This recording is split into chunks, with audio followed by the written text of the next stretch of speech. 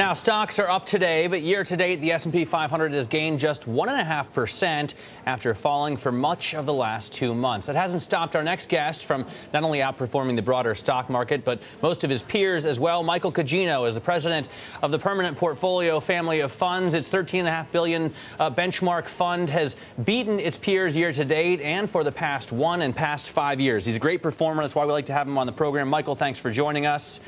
Thanks for having me, Matt. Let's talk about what's going on here, because we have had almost 7 weeks of losses. I guess we eked out a gain last week, but it hasn't looked pretty, and it's brought valuations to such a low level. Bloomberg put out a story today, stocks cheapest in 26 years as profits rise. So don't you want to go in and buy with both hands? Well, I think you certainly do. And I mean, it speaks to the opportunity in stocks. The interesting thing is that even though we've had declines for most of the last 6 or 7 weeks, the declines haven't even added up to a definitional correction yet. So there's still a lot of people out there. Stocks have sold off, and that makes sense after the long run that we've had, the 9 months previous, plus the year or so before that.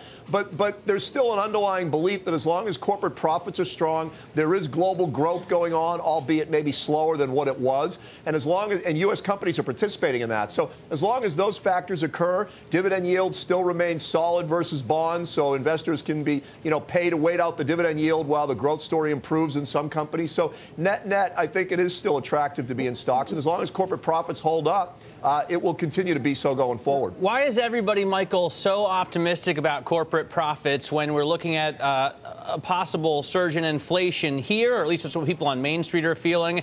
And the CEO of Zania, for example, says he's concerned about shadows in Europe, the consumer in the U.S., and a relative slowdown in China.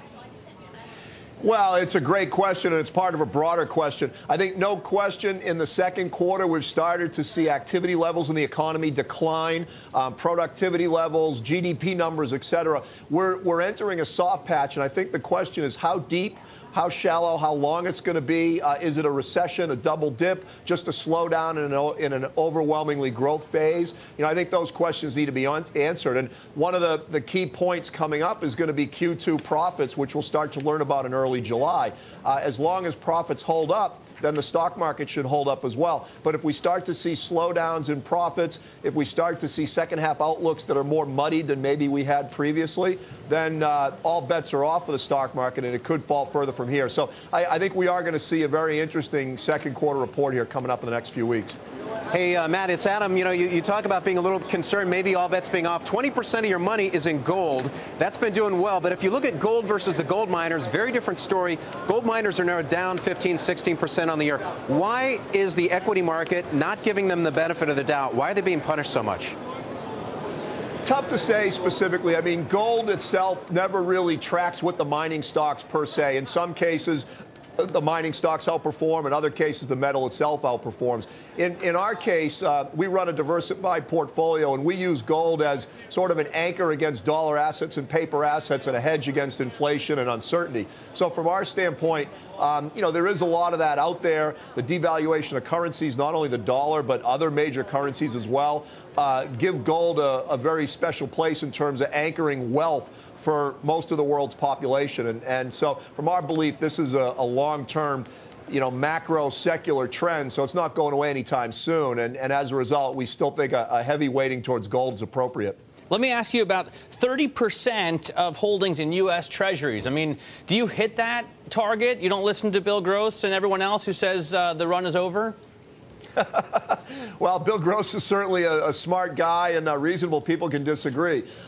In our case, I think, in the event we have a slowdown, a double dip, a deflation, a devaluation of assets, you want to hold bonds to guard against that. And again, our strategy is to be diversified. So, while we like the U.S. market as a potential growth vehicle, while we recognize we've got inflationary hedges on one side, we also want to balance out those risks for a deflationary situation. And that's why we hold the bonds. And actually, Treasuries have outperformed pretty well in the last few months, despite their predictions of demise. I mean, the yield curve has flattened.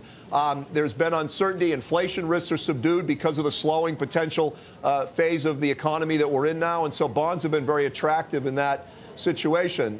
Whether it lasts from here, whether Bill Gross is ultimately proved correct or not, I don't know. But as we sit here today, it's been a good investment the last few months. Hey, Michael, very quickly, what are we going to hear out of Bernanke tomorrow? I expect we're not going to hear much of anything. It's a foregone conclusion that, QE2 is over.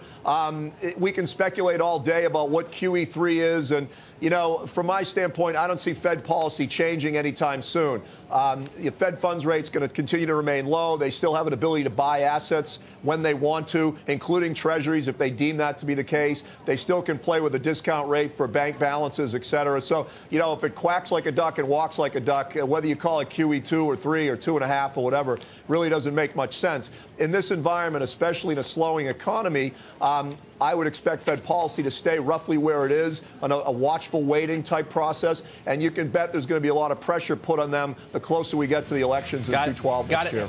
Hey, Michael, thanks so much for joining us. Michael Cuggino there.